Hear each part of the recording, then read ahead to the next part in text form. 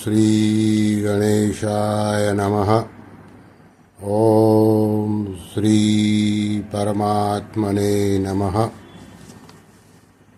आप सभी का ये गीता प्रेमधारा चैनल में स्वागत है। आप सभी को सादर प्रणाम के साथ जय श्री कृष्ण। अध्याय 8 श्लोक क्रमांक 3। अब भगवान ये आगे के 2 श्लोकों में अर्जुन के प्रश्नों का क्रम से उत्तर देते हैं। श्लोक क्रमांक 3। श्री भगवानुवाच अक्षरं ब्रह्म परमं स्वभावोऽध्यात्ममुच्यते भूतभावोद्भवकरो विसर्ग कर्म संजितः।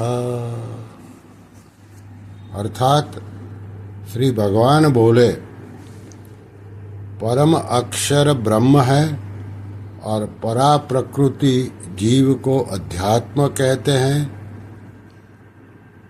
प्राणियों की सत्ता को प्रकट करने वाला त्याग कर्म कहा जाता है।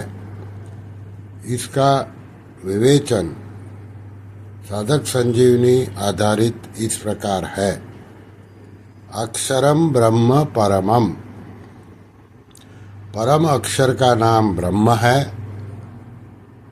यद्यपि गीता में ब्रह्म शब्द प्रणव, वेद, प्रकृति आदि का वाचक भी आया है, तथापि यहाँ ब्रह्म शब्द के साथ परम और अक्षर विशेषण देने से यह शब्द सर्वोपरि सच्चिदानंद घन अविनाशी निर्गुण निराकार परमात्मा का वाचक है।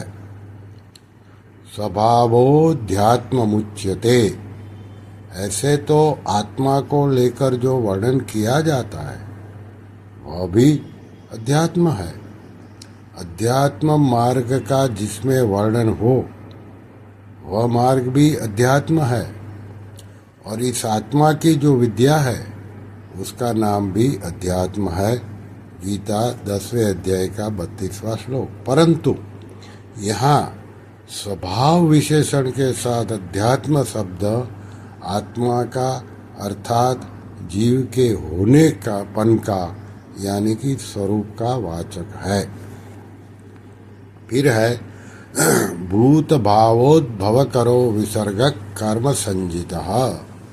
स्थावर जंगम जितने भी प्राणी देखने में आते हैं उनका जो भाव अर्थात होनापन है, इस होनेपन को प्रकट करने के लिए जो विसर्ग अर्थात त्याग है उसको कर्म कहते हैं। महाप्रलय के समय प्रकृति की अक्रिय अवस्था मानी जाती है तथा महासर्ग के समय प्रकृति की सक्रिय अवस्था मानी जाती है। इस सक्रिय अवस्था का कारण भगवान का संकल्प है कि मैं एक ही बहुत रूपों में हो जाऊं। इसी संकल्प से सृष्टि की रचना होती है। तात्पर्य है कि महाप्रलय के समय अहंकार और संचित कर्मों के सहित प्राणी प्रकृति में लीन हो जाते हैं और उन प्राणियों के सहित प्रकृति एक तरह से परमात्मा में लीन हो जाती है। उस लीन हुई प्रकृति को विशेष क्रियाशील करने के लिए भगवान का पूर्वोक्त संकल्प ही विसर्ग अर्थात त्याग है। भगवान का यह संकल्प ही कर्मों का आरंभ है, जिसमें प्राणियों की कर्म परंपरा चल पड़ती है। कारण कि महाप्रलय में प्राणियों के कर्म नहीं बनते, प्रत्युत उसमें प्राणियों की सुषुप्त अवस्था रहती है। महासर्ग के आदि से कर्म शुरू हो जाते हैं। 14वें अध्याय में आया कि परमात्मा की मूल प्रकृति का नाम महद ब्रह्म है। उस प्रकृति में लीन हुए जीवों का प्रकृति के साथ विशेष संबंध करा देना, अर्थात जीवों का अपने अपने कर्मों के फल स्वरूप शरीरों के साथ संबंध करा देना ही परमात्मा के द्वारा प्रकृति में गर्भ स्थापित करना है। गीता 14वें अध्याय का 3-4 श्लोक।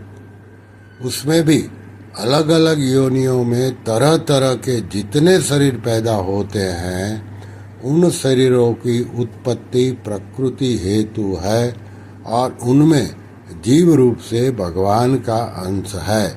ममे वांसो जीवलोके, गीता के 15वें अध्याय का 7वां श्लोक। इस प्रकार प्रकृति और पुरुष के अंश से संपूर्ण प्राणी पैदा होते हैं। 13वें अध्याय के 26वें श्लोक में भगवान ने कहा है कि स्थावर जंगम जितने भी प्राणी उत्पन्न होते हैं वे सब क्षेत्र यानी कि प्रकृति और क्षेत्रज्ञ यानी कि पुरुष के संयोग से ही होते हैं। क्षेत्र क्षेत्रज्ञ का विशेष संयोग अर्थात स्थूल शरीर धारण कराने के लिए भगवान का संकल्प रूप विशेष संबंध ही स्थावर जंगम प्राणियों के स्थूल शरीर पैदा करने का कारण है। उस संकल्प के होने से भगवान का कोई अभिमान नहीं है, प्रत्युत जीवों के जन्म जन्मांतरों के कर्म संस्कार है। वे महाप्रलय के समय परिपक्व होकर जब फल देने के लिए उन्मुख होते हैं तब भगवान का संकल्प होता है। इस प्रकार जीवों के कर्मों की प्रेरणा से भगवान में मैं एक ही बहुत रूपों में हो जाऊं, यह संकल्प होता है। मनुष्य मात्र के द्वारा विहित और निषिद्ध जितनी क्रियाएं होती है उन सब क्रियाओं का नाम कर्म है। तात्पर्य है कि मुख्य कर्म तो भगवान का संकल्प हुआ और उसके बाद कर्म परंपरा चलती है। स्वभावोध्यात्म मुच्यते, परा प्रकृति भगवान का स्वभाव है। प्रकृतिम विद्धि में पराम, गीता के 7वें अध्याय का 5वां श्लोक। प्रकृति कहो चाहे स्वभाव कहो एक ही बात है। यह परा प्रकृति अर्थात जीव ही अध्यात्म नाम से कहा गया है।